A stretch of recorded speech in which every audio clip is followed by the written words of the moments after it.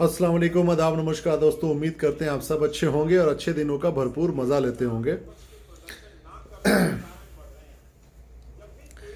तो मित्रों, कैसे हैं आप सब लोग? उम्मीद करते हैं मज़ा लेते होंगे। पेट्रोल के दाम आज भारत में 11वां दिन लगातार जो देश में है पेट्रोल का दाम बढ़ा है, और ये बात खुद में एक कीर्तिमान खड़ा करती है भाजपा सरकार की और मोदी जी की, जो 56 इंची जी का एक गौरवान्वित करने वाला एक ऐसा माहौल देश को दिया है। जो देश में लगातार 11वें दिन तक पेट्रोल के दाम बढ़े हैं, आज फिर से पेट्रोल के दाम बढ़े हैं।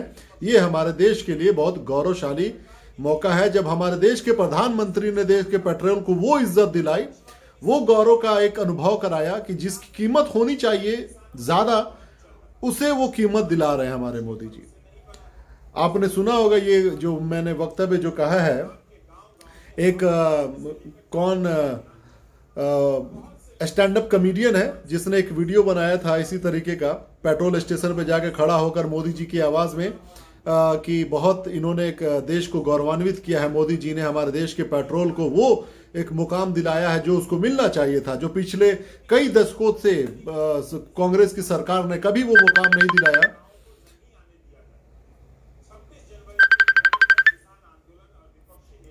एक मिनट साथी, फोन आ रहा है। तो हमारे देश के जितने भी बुद्धिजीवी हैं और आंदोलनजीवी हैं, देखिए आज हमारे देश में जो माहौल है दोस्तों, पिछले अगर 4-5 साल 6 साल 7 सालों में जब से भाजपा का कार्यकाल रहा है 2014 से, आप अगर उसको जोड़ के देखें, तमाम चीज़ों को देखेंगे तो समझ में आ जाएगा किस तरीके से भाजपा ने देश को धीरे धीरे करके बर्बादी की तरफ ढकेल दिया है। अब वो बात अलग है कि अंधभक्तों को वो चीज़ नज़र नहीं आती है, वो बात अलग है कि अंधभक्तों को वो समझ ही नहीं है कि चीज़ों को समझा जाए, देखा जाए।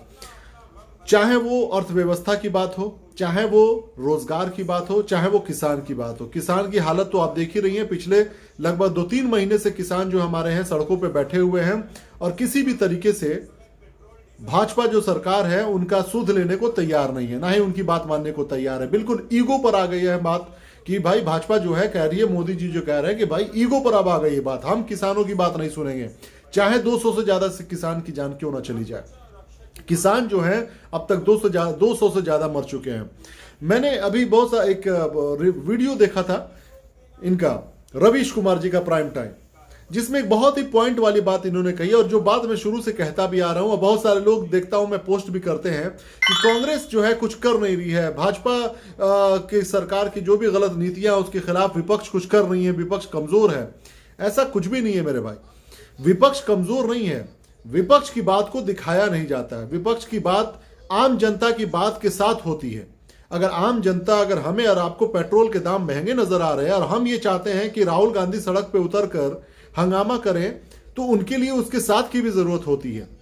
अभी आप देखो, जब किसान का आंदोलन हो रहा था तो किसान आंदोलन में कितने भी किसान वाले लोग थे, जितने भी उनके नेता थे, उन लोगों ने, तमाम लोगों ने कह रखा है कि हमें किसी भी तरह के, किसी भी पॉलिटिकल पार्टी का समर्थन की आवश्यकता नहीं है, हम सरकार से खुद निपट लेंगे। तो जाहिर सी बात में उसमें भाजपा तो आएगी नहीं। भाजपा जो खुद केंद्र में है, क्या वो किसान के आंदोलन में शामिल होगी? नहीं होगी। तो किसके बारे में बात कहा जा रहा था? यानी विपक्ष के बारे में बात कहा जा रहा था। ये बहुत पॉइंट वाली बात है, लोगों को सोचने की आवश्यकता है। खुद जो क्रांति करने वाली एक जनता है, चाहे किसान हमारे देश के हैं, वो किसान समझ रहे हैं इस बात को कि जो भाजपा सरकार कानून लेकर आई है, ये जो तीनों कानून लेकर आई है, ये तीनों कानून, काले कानून, हमारे देश के किसानों के लिए नुकसानदेह हैं। तो वो इस बात को समझ रहे हैं, अपनी आंखों को खोले हैं और सड़कों पे धरना प्रदर्शन दे रहे हैं। लेकिन उन्होंने साफ कह रखा है कि किसी भी तरह के पॉलिटिकल पार्टी के आने की आवश्यकता नहीं है, यानी कि राहुल गांधी जी को आने की आवश्यकता नहीं है, क्योंकि भाजपा तो आएगी नहीं। रही बात कांग्रेस की, देश में 2 ही बड़ी पार्टियां हैं। तो कांग्रेस अगर विपक्ष के रूप में अगर आने की भी कोशिश करती है, या अपनी जिम्मेदारी को निभाने की भी बात करती है, या कौन ऐसा पॉइंट होता है जहां पर राहुल गांधी जी ने आवाज को नहीं उठाया है। मैं यहां पर इस बात को देखो, मैं राहुल गांधी जी का यहाँ पर पक्ष रखने के लिए नहीं बैठा हूं, ना ही मैं ये बताने की कोशिश कर रहा हूं कि इनका समर्थन कीजिए या नहीं कीजिए। कहने का मतलब ये है, जब देश की सरकार जब कोई गलत नीति बनाती है, जब कोई गलत कार्य करती है, जब किसी भी तरह का गलत फैसला लेती है, तो उसमें विपक्ष अपनी आवाज को उठाता है। लेकिन उस आवाज को दूर दूर जनमानस तक पहुंचाने का कार्य कौन करता है? मीडिया करती है। और वो मीडिया पूरी तरीके से बिक चुकी है, एक दो को छोड़कर। एक दो मीडिया की जो भी पहुंच है 2 करोड़, 3 करोड़, 4 करोड़ तक है। हमारे देश की 135 करोड़ की आबादी आज भी जो है अंधकार में जी रही है। आज भी उसको ये लग रहा है कि अच्छे दिन हमारे आएंगे। आज भी बहुत सारे अंधभक्तों को लग रहा है कि काले धन वापस आएंगे। आज भी हमारे कई अंधभक्तों को लगता है कि 15-15 लाख उनके अकाउंट में आएंगे। आज भी लगता है कि 5 ट्रिलियन का हम जो है इकोनॉमी बना लेंगे, जबकि हम माइनस में 23% चल रहे हैं। तो अगर आपके पास इस तरह की अगर सोच है, अगर आपके पास इस तरह की फोरसाइटेडनेस है, तो फिर इसके बारे में क्या कोई विपक्ष या क्या कोई पक्ष वाला कर सकता है? हमारे देश में लगातार जिस तरीके से हर मुद्दे को धर्म के नाम पर बांट दिया गया है, खतरनाक तरीके से। जब भी बात होती है किसानों की, आप देख लीजिएगा, उसमें कोशिश किया जाएगा कि एक समुदाय विशेष को टारगेट किया जाए। जिस तरीके से CA/NRC को आपने देखा होगा, किस तरीके से पूरे को देशद्रोही, आतंकवादी और न जाने क्या क्या पाकिस्तान समर्थित बातें कहने लगे गए थे। उसी तरीके से किसानों के बारे में बात हो रही है, खालिस्तानी, देश तोड़ने वाले लोग। मतलब ये हमारे देश के पास, हमारे देश की सरकार स्पेशली जो भाजपा के पास या उनके लोगों के पास या उनके नेताओं के पास कोई भी नैतिकता नाम की कोई चीज़ नहीं है, मोरालिटी नाम की चीज़ नहीं है। बहुत ही शर्मनाक और बहुत ही घटिया किस्म का मामला है, बहुत ही घटिया किस्म का मामला है। कोई भी इस बात को समझने की आवश्यकता नहीं समझ रहा है कि हमारे देश में अगर किसान परेशान है तो ये जनता की परेशानी है और सरकार को इसके बारे में सोचना चाहिए, मोदी जी को इसके बारे में सोचना चाहिए। लेकिन मोदी जी को तो आज भी जो है लग रहा है कि हमारे लाल लाल आंख से चीन डर जाएगा और 56 इंची से पाकिस्तान घुसपैठ करना छोड़ देगा। लेकिन दोनों ही खत्म नहीं हो रहे हैं। काले धन की बात हुई थी कि काला धन खत्म कर देंगे तो घुसपैठ खत्म हो जाएगा, आतंकवाद खत्म हो जाएगा, चाइना नहीं घुस पाएगा, दक्षिणपंथी ताकतें नहीं ये होंगी, लेफ्टिस्ट जितने भी हैं वो सब कंट्रोल में रहेंगे, है ना, नक्सलवाद खत्म हो जाएगा। तमाम चीजें सिर्फ लोगों को भ्रमित करने के लिए हैं। ले दे के एक ही चीज पे बात आ गई है कि अब जो है चंदा कटवाओ और खुद को एक स्पेशल मतलब नागरिक समझने की कोशिश करो। इस तरीके का एक माहौल बनाने की कोशिश की जा रही है इन दलालों के द्वारा। ये जितने भी चंदाखोर, ये जितने भी पार्टियां, चाहे वो संघी हो चाहे वो भाजपा ही हो, 1992 के जमाने से या उससे पहले से बहुत बार हुआ। जब भी ये अयोध्या का मामला जब चल रहा था, उससे पहले से रथ यात्रा निकालना, उसमें लोहा दान कराना और जेवरात दान कराना, अडवाणी का रथ यात्रा निकालना, उसमें लाखों करोड़ों अरबों रुपए दान हुए, जिसमें भाजपा के सारे नेता मिलकर उसको चबा गए, खा गए, चंदाखोरी कर गए। लेकिन आज तक उसका कोई ब्यौरा नहीं दे सका कि इतने पैसे आखिर गए कहां, किसने इतना चंदा लिया, कहां पर वो पैसा है। और फिर वो एक दौर नया फिर शुरू करने की कोशिश की जा रही है एक धार्मिक स्थान बनाने के लिए। क्यों? ताकि इस तरीके की बातों में लोगों को उलझाया जाए, ताकि आप पेट्रोल के बारे में ना पूछें। जब पूरी दुनिया में जब क्रूड ऑयल का दाम जो है, एक बैरल का दाम जो है, एक बैरल में लगभग 159 लीटर होते हैं क्रूड ऑयल, उसके दाम जब घटे हुए हैं तो हमारे देश में क्यों पेट्रोल के दाम बढ़ रहे हैं मुझे समझ में नहीं आ रहा है। हमारे देश में 2-3 अलग अलग तरह के टैक्सेस लगते हैं और जो ये पैसा बढ़ा बढ़ा के पेट्रोल दाम से पैसा अरबपति खरबपति बनता जा रहा है, उसको GST से भी बाहर मोदी ने रख दिया है। वो अडानी का चाहे पेट्रोलियम हो, चाहे पर किसी और उनके मित्र का किसी भी तरह का बिजनेस हो, इन लोगों ने कसम खा रखा है कि जब तक सत्ता में रहेंगे हम लगातार इस देश को लूटेंगे और प्राइवेटाइज करके चीजों को। देखो, प्राइवेटाइजेशन मैं इसको बहुत बुरा भी नहीं मानता, बहुत अच्छा भी नहीं मानता। बहुत बुरा इसलिए क्योंकि इसमें उन लोगों को मौका नहीं मिलेगा जो किसी वंचित क्लास से आते हैं, जो किसी पिछड़े समाज से आते हैं, जो गरीब होते हैं, जो टैलेंटेड होते हैं, लेकिन उनको मौका नहीं मिलता है। तो सरकारी कंपनियां होने की वजह से उसमें बराबर का एक उनको बैठने का मौका, एग्जाम देने का मौका और उसको सरकार के तरफ से हर तरह के फैसिलिटी मिलने की वजह से सरकारी नौकरियां जो होती हैं या सरकारी प्राइवेटाइजेशन जो है उसका करना ठीक नहीं है सरकारी संस्थाओं को। लेकिन वहीं पर प्राइवेटाइजेशन करने का फायदा किसको हो रहा है? क्या इस देश के लिए किया जा रहा है? नहीं, इसमें कुछ खास घरानों को, कुछ खास उद्योगपतियों को फायदा पहुंचाने के लिए ये दलाली की जा रही है कि हम प्राइवेटाइज कर दें, हम लोगों को। और किसको फायदा पहुंचाए? प्राइवेटाइजेशन से फायदा किसको होगा? आप ही एक बात बताओ। इस देश में अगर प्राइवेट कंपनियां होने की वजह से कितने रोजगार मिले युवाओं को, कोई बताए इस पर? या क्या उनकी गारंटी है उनके फ्यूचर की? क्या सरकार इस बात की गारंटी दे सकती है कि प्राइवेटाइजेशन होने के बाद से रेलवे में या किसी भी संस्था में हमारे देश के युवाओं को इतना प्रतिशत हर साल नौकरी मिलेगी ही मिलेगी? प्राइवेटाइजेशन करने की जरूरत क्यों पड़ती है? खराब मैनेजमेंट की वजह से, पैसे की कमी की वजह से। लेकिन पैसे की कमी किसके लिए? हमारे देश की जनता जो खाती पीती है जिससे किसी भी संस्था से, वो संस्था अगर नुकसान में चल रहा है तो वो तुरंत किसी अपने मित्रों को दे दिया जाता है हाथ में कि ले जाओ भाई, आप इसको चलाओ, और वो वहां जब चलाना शुरू करते तो उसको प्रॉफिट होने लगता है। मैं ये कहता हूं कि अगर आपको रेलवे में नुकसान नजर आ रहा है तो क्या आप उसको, उसकी मैनेजमेंट को सुधार कर उसमें बेहतरी करने की कोशिश नहीं कर सकते हैं? ये क्यों जरूरी है कि आप उसको दलालों के हाथों बेच दें और आप उसकी दलाली खाएं?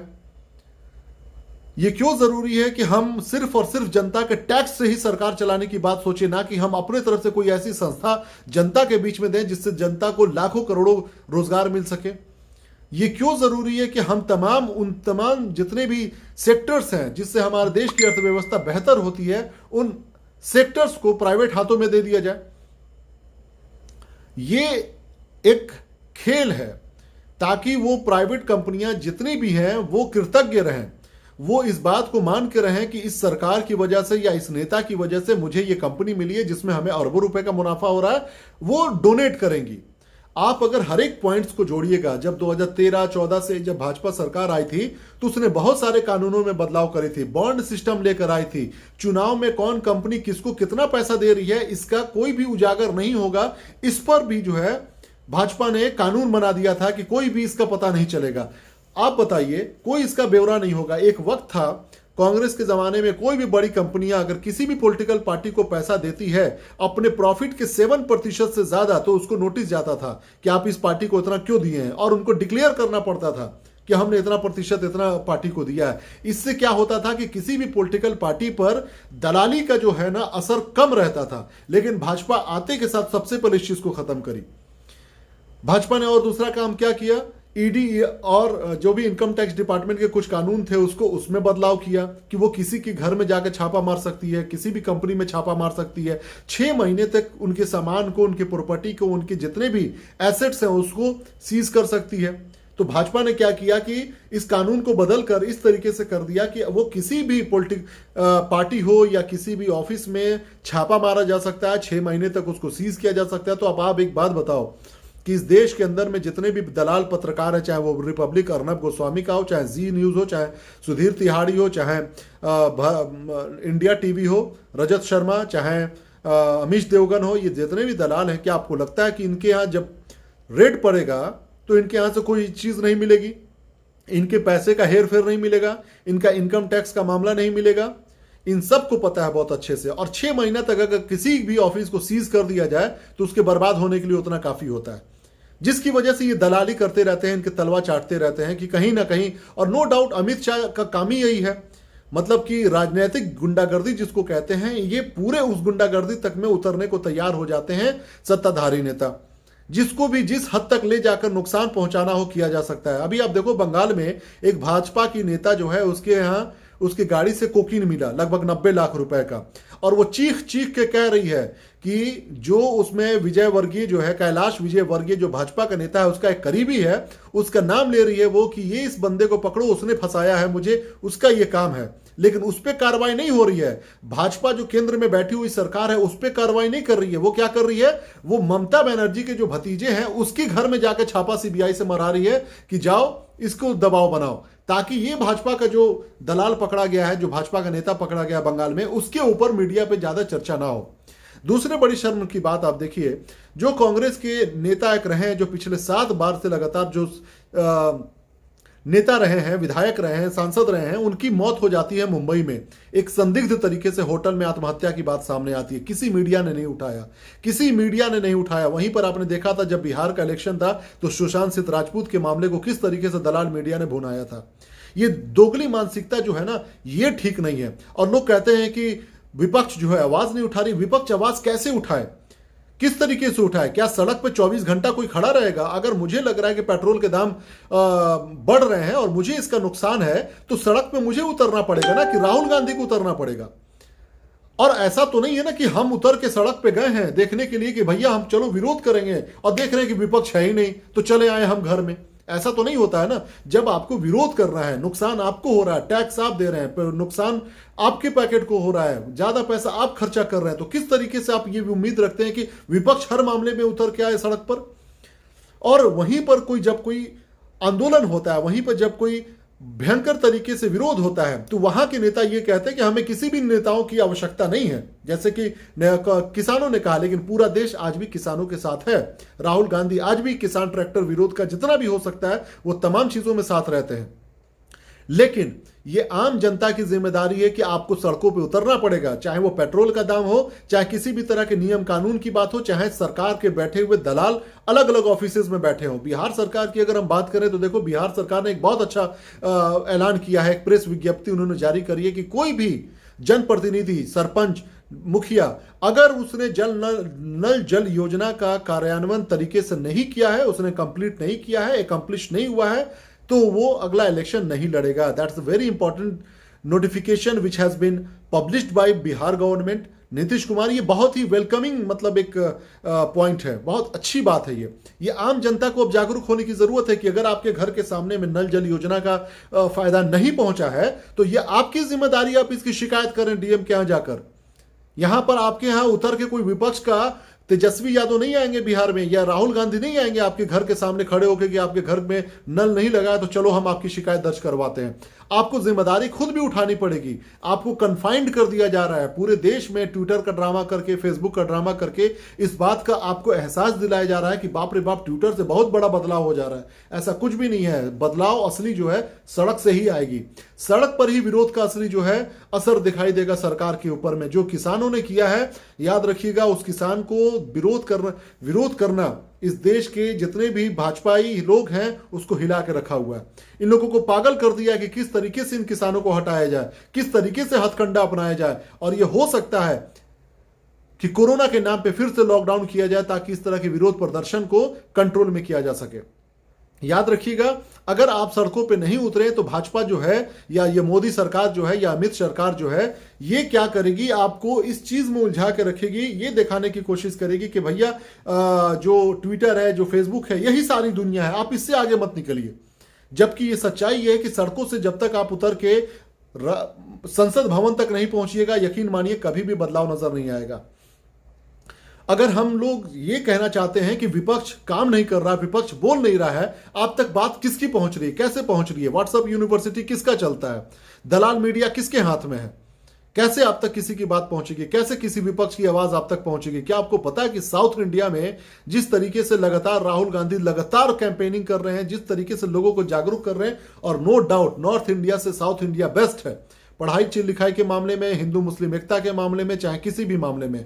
एक जमाना जरूर था साउथ इंडिया के कुछ इलाकों में बहुत सारी बुराइयां थी, नस्लवाद था, भाषावाद था, बहुत सारी चीजें थी, लेकिन आज की तारीख में उन लोगों की योगदान जो है भारत में सबसे ज्यादा है। और हमारे यहाँ नॉर्थ में अगर देखें, यूपी, बिहार, गुजरात और इस तरह की चीजों में सबसे ज्यादा दलाल बैठे होंगे, सबसे ज्यादा भाषाई गुंडे बैठे होंगे, सबसे ज्यादा हिंदू मुसलमान करने वाले दलाल बैठे होंगे, सबसे ज्यादा धर्म के ठेकेदार बैठे होंगे, और ये उतना ही पिछड़ा इलाका है।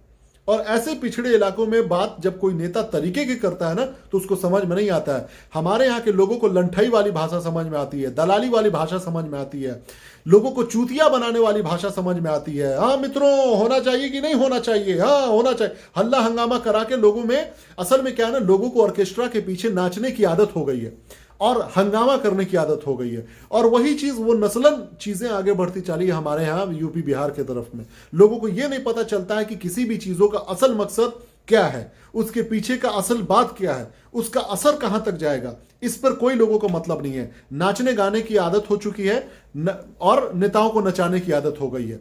ऑर्केस्ट्रा के पीछे नाचने गाने वाले लोग, हल्ला हंगामा करने वाले लोग, भीड़ भड़क्का में ड्रामा करने वाले लोग, 2 वक्त के लिए दारू का पाउच पीने वाले लोग, ऐसे लोगों को कभी समझ में नहीं आएगा कि हमारे देश की राजनीति किधर होगी, कैसी होगी। और धर्म का इसमें जो मिश्रण किया जाता है, जो मिलावटी किया जाता है, ड्रामेबाजी किया जाता है, इसका नुकसान किसको होगा सबसे ज्यादा? आज तक दुनिया के अलग अलग जगह पर इस बात का लाखों एग्जाम्पल है, लाखों एग्जाम्पल है। जब जब राजनीति में धर्म का मतलब मिलावट किया गया है, जब जब उसमें ड्रामेबाजी किया गया है, तब तक उस देश की बर्बादी हुई है। चाहे वो जर्मनी हो, उस जमाने में जब तक जर्मनी बर्बाद नहीं हुआ तो लोगों ने हिटलर को ही अपना सब कुछ मान लिया था, और उसने भी पूरे इस बात को यकीन दिला दिया था कि एक खास कम्युनिटी है जिसकी वजह से ये सारे तमाम चीजें हो रही हैं, और वो अपना बेवकूफ़ी बनाकर, लोगों को बेवकूफ़ बनाकर अपना सिद्ध करता था बेवकूफाना हरकत। आज वही जाहिल लोगों की कमी हमारे देश में नहीं है, भरपूर की संख्या में, चाहे वो पढ़े लिखे जाहिल हो, चाहे वो गंवार तो गंवार हैं ही। हर तरफ से नुकसान है। चाहे रोजगार की आप बात कर लीजिए, भारत में 40 साल में अब तक की सबसे बड़ी बेरोजगारी हमारे देश में आ गई है। सबसे युवा देश है, तो वो युवा जो हमारे देश को युवा बनाता है, वो युवा अगर रोजगार नहीं पाता है तो क्या वो जितने भी नौजवान हैं, जितने भी यूथ हैं, वो गलत रास्ते पे नहीं जाएंगे? क्या वो गलत रास्ता नहीं अपनाएंगे? हमारे देश में आज तक रोजगार को पैदा करने के लिए, एंटरप्रेन्योरशिप को, यानी कि हम कोई बिजनेस कर सके या हमारे पास कोई आइडिया है बिजनेस करने के लिए, ईज ऑफ बिजनेस करके मोदी ने एक ड्रामा शुरू किया था, make in India, ease of business. आज तक कितने लोग हैं जो इस वीडियो को देख रहे हैं जो मुझे ये बता सकेंगे कि ईज ऑफ बिजनेस के तहत उन्होंने अच्छा बिजनेस किया है या भारत सरकार से उनको मदद मिली है? कुछ सिलेक्टेड लोगों को छोड़कर, जिनके पास ऑलरेडी करोड़ों रुपए थे, वो ऑलरेडी करोड़ों रुपए होने के बावजूद भी भाजपा सरकार से कर्जा लिया या फिर बैंक से उसको लोन मिला। लेकिन कोई एक इंसान जो मिडिल क्लास से आता है, जिसके पास आइडिया है कि वो बिजनेस कर सकता है, लेकिन उसको किसी भी तरीके से सपोर्ट नहीं मिलता है। किसी भी सरकारी बैंक में वो चला जाए, कितना भी बढ़िया उसका प्रपोजल हो, कितना भी बेहतरीन उसका प्रॉफिटेबल उसका बिजनेस मॉडल हो, कितने लोग हैं जो मुझे बता दें यहाँ पे बिजनेस उन्होंने शुरुआत करी और भाजपा के इस फायदा को उठाया हो? जिसने ये बात कही, मेक इन इंडिया के बारे में बात हो रही थी, लेकिन चाइना से हम एफडीआई किए हैं। अभी देखो 2 दिन पहले की बात है, चाइना हमारे घर में घुस आया, घर में मकान बना दिया। और आपको पता है जो जिसको 5 फिंगर्स एरिया कहा जाता है, जो गलवान घाटी का 5 फिंगर्स एरिया जो कहा जाता है, बीच में पानी का दरिया है, दूसरे तरफ चाइना है, दूसरी तरफ भारत है, यानी इधर जो भारत है ऊंचे की तरफ है। तो भारत को भी क्या बोला कि अभी पीछे हटिए, जो पहले से ऊंची जगह पे हम थे, जहां पर हमें प्रॉफिट था हर तरीके से, सिक्योरिटी पॉइंट ऑफ व्यू से, तो हमें भी पीछे ढकेलने को मजबूर कर दिया। बफर एक जोन तैयार कर दिया गया कि उससे आगे आप नहीं आएंगे, अगर आइएगा भी तो गश्ती लगा के फिर वापस चले जाना है। पहले हम थे ऊंचे जगह पर। अब गलवान घाटी में जो 5 फिंगर्स कहलाता था चाइना का, वो एरिया में चाइना घुस आया था पूरा, और उसके बाद वो भी पीछे अभी हटा है, जिसकी खबर आपने देखा होगा। लेकिन वो पीछे क्यों हटा है? क्योंकि भारत को भी पीछे हटा दिया है। जहां हमें प्रॉफिट हो रहा था वहां से भी हमें पीछे हटा दिया है। और ये पूरी मीडिया जो है पूरा हंगामा मतलब पेल रही है कि देखो बहुत बड़ा काम कर दिया 56 इंची ने, बहुत बड़ा सफलता मिल गया 56 इंची का। अभी अभी चाइना ने एक वीडियो जारी किया जिसमें हमारे देश के नौजवान जो हमारे जितने भी आर्मी वाले थे, सेना वाले थे, उनके साथ झड़प करते हुए वीडियो उसने जारी किया। ये दिखाने की कोशिश किया है कि भारत ने बदमाशी किया है। कितनी शर्म की ये बात है। इसका पुरजोर विरोध करना चाहिए। मोदी ने आज तक पिछले 6 महीना साल भर में चीन का नाम तक नहीं लिया। इस डरपोक नेता ने एक जरा नाम नहीं लिया कि चाइना ने इस तरह की घटिया हरकत करी है, चाइना का हम विरोध करते हैं, चाइना को हम अंतर्राष्ट्रीय लेवल पे हम विरोध करेंगे। एक जरा भी इस मतलब भाजपा के किसी घटिया नेता ने जो है इस अपनी जबान से चीन का नाम नहीं लिया किसी भी भाषण में। कोई भी अगर दिखा दे मुझे एक भी सबूत की जिसमें एक ये 56 इंची ने ये बोला हो कि चाइना को हम उंगली दिखा के बोलते हैं कि पीछे हट जाओ वरना ठीक नहीं होगा, अंतर्राष्ट्रीय लेवल पे हम तुम्हारा विरोध करेंगे। और अभी की बात है, इसने अभी अभी उसके कंपनी को एफडीआई के तहत बहुत सारे भारत में पैसा लगाने और भारत से पैसा कमाकर अपने देश में ले जाने के लिए इसने मंजूरी दे दी है। ये कितने बड़े दोगले लोग हैं, ये कितने बड़े दलाल लोग हैं, दोगले हैं ये जितने भी संघी और जितने भी ये सत्ताधारी नेताओं के समर्थक हैं। इन दलालों को थोड़ा सा भी कहीं भी थूको, ऊपर नीचे नीचे कहीं भी थूको, ये थूक के चाटने को तैयार हैं। इतने बड़े ये कमीने गंवार हैं, लेकिन इस बात को नहीं मानेंगे कि इस सरकार की जितनी भी पॉलिसियां हैं ये इतनी घटिया हैं, इतने दोगलीपन से भरा हुआ है कि पूछिए मत। एफडीआई किसी जमाने में भाजपा विरोध करती थी कि हम किसी भी तरीके का हम इन्वेस्टमेंट नहीं होने देंगे भारत के अंदर में, क्योंकि भारत का जो आंतरिक ये है इकोनॉमी है वो खराब हो जाएगा। आज की तारीख में हमारे देश के सैनिकों में भी एफडीआई इसने करवा दिया, यानी कि भारत के सैनिक के भी मामलात में अगर किसी तरह का बिजनेस का मामला आता है तो विदेशी भी उसमें इन्वेस्ट कर सकते हैं। सोचिए, अब हमारे देश के आर्मी भी, हमारे देश के सैनिक भी अब कंज्यूमेबल जो है एक मटेरियल, एक एसेट बन गए हैं, यानी कि एक उपभोक्ता बन गए हैं विदेशी कंपनियों के। ये भाजपा सरकार की देन है। शिक्षा के मामले अगर आप बात करो तो इस बजट में भी शिक्षा का मामले में खत्म कर दिया और बजट घटा दिया है। सैनिकों के बारे में बात करो तो उसका भी बजट घटा दिया है। फायदा किसको पहुंचाया जा रहा है? पूरे चीजों का फायदा सिर्फ और सिर्फ 2-4 लोगों को पहुंचाया जा रहा है, अडानी, अंबानी और उसके जितने भी और मित्र हैं। ये बड़े ही शर्म की बात है। ये जितने भी भारत के अंधभक्त हैं जो हमारे देश के अंदर में रह के दलाली करने में बराबर का हिस्सा निभा रहे हैं, इन कमीनों को सिवाय हिंदू मुसलमान करके कुछ भी नहीं दिखाई देगा। अभी आप देखो पतंजलि ने इस देश को कितना बड़ा धोखा दिया है। एक सभ्य देश होता, एक शिक्षित देश होता, एक कल्चरल देश होता, एक हमारे देश के अंदर में नैतिकता नाम की चीज होती, तो अब तक हर्षवर्धन और ये जो सलवार पहन के भागने वाला कन्हैया का क्या नाम मैंने अभी बोला, ये अब तक जेल में होता। समझ रहे हैं? ये अब तक जेल में होते।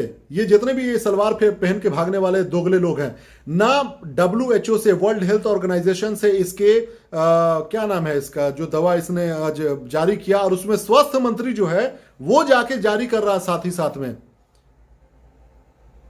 पतंजलि वाले का। सोचिए कितने शर्म की बात है। जिसका अप्रूवल नहीं है, भारत के मेडिकल एसोसिएशन ने नोटिस भेजा है नोटिस भेजा है कि भाई आपने किस बिना पर, हम किस बात के लिए भारत के जनता के द्वारा दिया जाने वाला टैक्स का 35,000 करोड़ रुपए हम टीकाकरण में लगा रहे हैं, बर्बाद कर रहे हैं, जब पतंजलि बिना किसी अप्रूवल के इस देश में उतार रहा है दवा, या फिर जो भी दवा है या जहर है या जो भी है, नकली है या जो भी है। जब आप सोचो अगर ये सभ्य देश होता ना, तो अब तक ये दलाल सारे के सारे जो हैं ये अब तक जेल होते, ये अब तक जेल होते। उसमें एक सबसे बड़ा दलाल जो है रजत शर्मा, जो भारत टीवी का जो है संचालक है, आपकी अदालत वाला ये दलाल, वो सबसे ज्यादा इसका प्रचार किया था। इसने ये भी कह दिया था कि ये WHO से अप्रूव्ड है, जबकि WHO ने खुद ट्वीट करके बोला कि इसमें कोई अप्रूवल नहीं मिला, इसका हमारा कोई भी लेना देना नहीं है।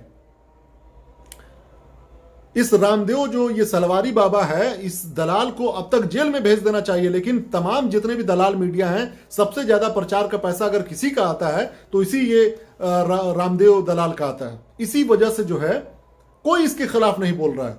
वहीं पर आप देखो कि किस तरीके से दलाल मीडिया को आप लोग थोड़ा रीड करने की कोशिश किया करें, तब आपको सच्चाई समझ में आएगी।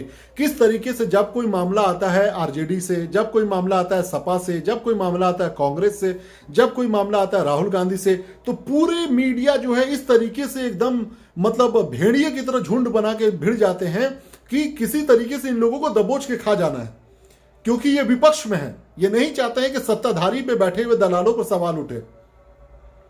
क्या किसी ने इस हरामदेव, माफ कीजिएगा, ये जो दलाल है सलवारी बाबा के ऊपर में सवाल किया? किसी भी मीडिया ने दिखाने की कोशिश करी कि किस तरीके से इसने जो है ये दवा जो जारी किया है ये नकली है, WHO का अप्रूवल नहीं मिला है, भारत के मेडिकल एसोसिएशन ने नोटिस भेजा है, WHO ने डिक्लेयर कर दिया है वाया ट्विटर कि ये अप्रूवल हमारे तरफ से नहीं मिला है, इसकी कोई ऑथेंटिसिटी का हमें पता नहीं है। तो किस तरीके से हमारे देश का स्वास्थ्य मंत्री जो है इस दलाल के साथ में खड़ा होकर इसको लॉन्च कर रहा है? क्यों?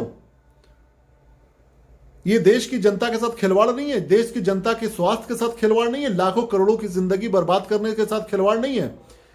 ये अगर हमारा देश वाकई में सभ्य देश होता और ये दलाल जितने भी ये कमीने, ये अंधभक्त जाहिल होते ना, सड़कों पे उतर के इसको जेल भेजवाने की बात करते। लेकिन बड़े शर्म की बात है, बड़े अफसोस की बात है कि हमारे देश के अंदर में अब तक जो है इन दलालों का बोलबाला है, चाहे वो अंग्रेजों के दलाल हो, चाहे वो किसी जमाने में आजादी से पहले माफीनामा दलाल हो, चाहे उसके वंशज हो। आज तमाम लोगों का बस कुछ ही एक बात बता रहा हूं मैं, कोई भी सत्ता जो है ना, चाहे वो राजाओं के जमाने से सोच लो, चाहे वो मौर्य हो, चाहे वो मंगोल हो, चाहे वो मुगल हो, चाहे वो कोई भी हो, दुनिया में किसी का भी सिंहासन ज्यादा दिनों तक नहीं टिका है। चाहे आप कांग्रेस की ही बात कर लो, 60-70 साल, ठीक है, किसी का सिंहासन बहुत दिनों तक नहीं टिका रहता है। लेकिन अफसोस की बात यह है कि जो भी नैतिकता पे सवाल उठाता है, जो भी इस सरकार के पॉलिसीज पे सवाल उठाता है, वो जब सत्ता में आता है तो वो भी दलाली में ना पड़ जाए, वो इन तमाम दलालों को जेल में डाले। अगर ये इस बात की गारंटी देते हैं तो याद रखिएगा, तब एक हम सुनहरे कल की तरफ और एक बेहतरीन देश की तरफ हम बढ़ सकते हैं। अदरवाइज जो बात आज मैं कह रहा हूं वो वही बात कल को मुझे किसी दूसरे सत्ताधारी पार्टी के रहते भर में करना पड़ेगा, वही बात होगी। यही दलाल इनके साथ सट जाएंगे, यही दलाल कल को इनके चहेते बन जाएंगे जो आज किसी और के चहेते बने हुए। अगर आपको बेहतर देश चाहिए तो आज जितने भी गलत हैं उनको जेल के पीछे होना चाहिए। अगर सरकार बदलती है तो, और बदलेगी ही। याद रखिएगा, किसी भी दलालों का दिन जो है ना कुछ ही दिन के लिए आता है, लेकिन सही लोगों का दौर आएगा। बहुत बहुत धन्यवाद, अपना ख्याल रखिए, इन दलालों से बच के रहिए, इन दलालों से बच के रहिए। और जितना भी हो सके, ये जितने भी बैठकर दलाली कर रहे हैं, सत्ता में बैठकर गुंडागर्दी कर रहे हैं राजनीतिक तौर पे, यकीन मानिए जब तक इसका विरोध पुरजोर तरीके से सड़क पे उतर के नहीं होगा दोस्तों, कोई फायदा नहीं है। और यकीन मानिए होगा ही, आज न कल ये विरोध होगा, इतने भयंकर तरीके से होगा कि ये लोग मुंह छुपाते फिरेंगे, भागेंगे, और इनका हाल उसी तरीके के कुछ तानाशाहों की तरह होगी जो कहीं पे बिल में छुपते हैं और लोग उनको दौड़ा के जूते से, पैरों से उनके मुंह को कूच देते हैं।